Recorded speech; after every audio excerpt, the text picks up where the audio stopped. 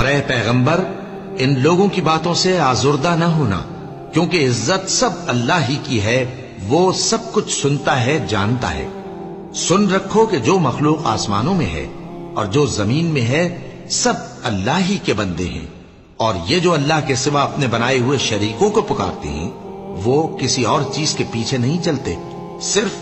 گمان کے پیچھے چلتے ہیں اور محض اٹکلیں دوڑا رہے ہیں۔ سب سے پہلا گھر جو لوگوں کی عبادت کرنے کے لیے مقرر کیا گیا تھا وہی ہے جو مکے میں ہے، بابرکت اور جہان والوں کے لیے موجب ہدایت۔ اس میں کھلی ہوئی نشانیاں ہیں، جن میں سے ایک ابراہیم کے کھڑے ہونے کی جگہ ہے۔